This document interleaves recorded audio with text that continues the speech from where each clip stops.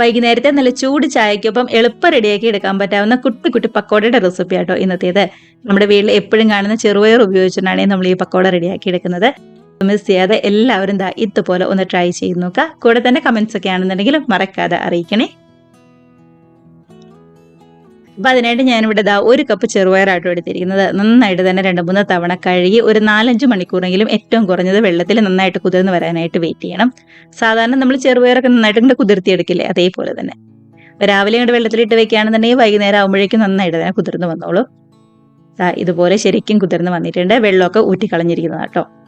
ഇനിയിപ്പോൾ നമ്മുടെ ഈ ചെറുപയർ മിക്സിയുടെ ജാറിലേക്ക് മാറ്റി കൊടുക്കാം. ഒരുമിച്ച് മുഴുവനായിട്ട് മാറ്റണ്ട, 2 ആയിട്ട് മാറ്റിയാലും മതിയാവും.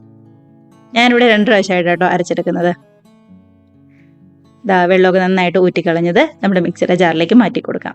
ഇനി നല്ലൊരു ടേസ്റ്റിന് വേണ്ടി ഇതിലേക്ക് ഇഞ്ചി, അതേപോലെ തന്നെ പച്ചമുളക്, കൂടെ തന്നെ വെളുത്തുള്ളി എടുത്തിട്ടുണ്ട് കേട്ടോ.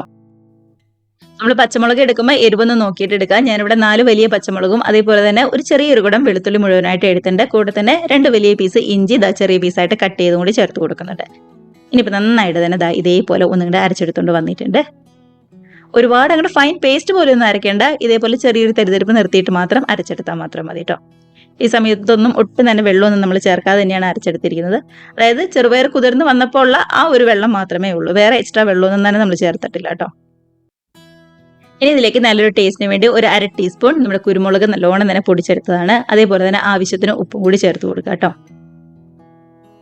ഇനി ഇതിലേക്ക് ചെറിയൊരു പിടി മല്ലിയില ചെറുതായിട്ട് കട്ട് ചെയ്തും അതേപോലെ തന്നെ 2 തണ്ട് കറിവേപ്പിലയും പൊടിയായിട്ട് കട്ട് ചെയ്തും കൂടി ചേർത്ത് കൊടുക്കുന്നുണ്ട്. അപ്പൊ ഇത്രയും മതി. ഇനിയിപ്പോൾ വേറെ ഒന്നും തന്നെ ചേർക്കണ്ട കേട്ടോ. എല്ലാം കൂടി കൈവച്ച് ഇതേപോലെ നന്നായിട്ട് തന്നെ ഒന്നുകൂടെ മിക്സ് ചെയ്തെടുത്താലുണ്ടല്ലോ നമ്മുടെ പക്കോടയുടെ മിക്സിങ് ഇവിടെ റെഡി ആയിട്ടുണ്ട്. ഇത്ര സിമ്പിളായിട്ട് റെഡിയാക്കി എടുക്കാൻ പറ്റാവുന്ന, നല്ല എളുപ്പത്തിൽ ചെയ്യാൻ പറ്റാവുന്ന ഒരു പക്കോട തന്നെയാണ്. നമ്മുടെ ചെറുപയർ ഒന്നുകൂടെ കുതിർന്ന് വരേണ്ട താമസം അത്ര മാത്രമേ ഉള്ളൂ. ഇനിയിപ്പോൾ കൈയൊന്ന് വെള്ളത്തിൽ നനച്ചതിന് ശേഷം ഇതേപോലെ കുട്ടി കുട്ടി പക്കോടയുടെ ഷേപ്പാക്കി നമുക്ക് ഓയിലിലിട്ട് ഫ്രൈ ചെയ്തെടുക്കാവുന്നതേ ഉള്ളൂ. കൈയൊന്ന് വെള്ളത്തിൽ നനയ്ക്കുകയാണെന്നുണ്ടെങ്കിൽ ഒട്ടും തന്നെ ഒട്ടിപ്പിടിക്കാതെ പെട്ടെന്ന് തന്നെ ഓയിലിലേക്ക് വീണോളൂ.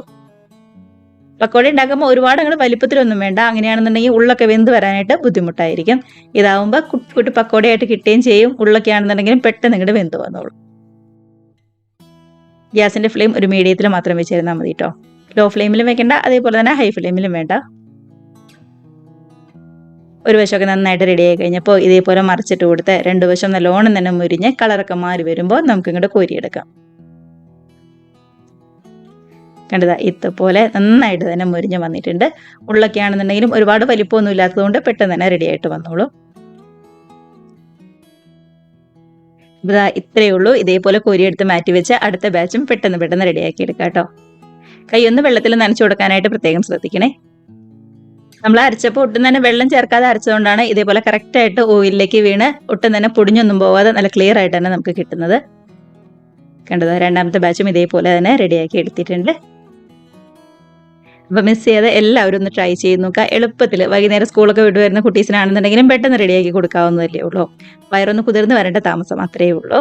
ഒരുപാട് അങ്ങോട്ട് ചൂടൊക്കെ ആറി നല്ലോണം തണുത്ത് പോകുന്നതിന് മുമ്പ് ചെറു ചൂടോട് കൂടി കഴിക്കാനായിട്ട് ശ്രദ്ധിക്കുക കേട്ടോ.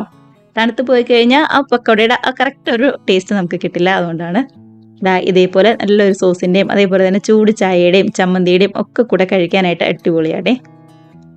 കണ്ടതാ ഉള്ളൊക്കെ ആണെന്നുണ്ടെങ്കിലും നന്നായിട്ട് തന്നെ വെന്ത് വന്നിട്ടുണ്ട്.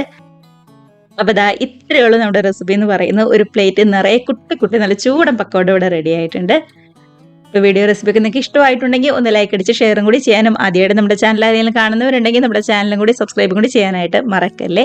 അപ്പോൾ നമുക്ക് ഇതേപോലുള്ള പുതിയ നല്ല അടിപൊളി വീഡിയോസ് റെസിപ്പീസ് ഒക്കെ ആയിട്ട് വീണ്ടും കാണാം. അതുവരെ എല്ലാവർക്കും ബൈ.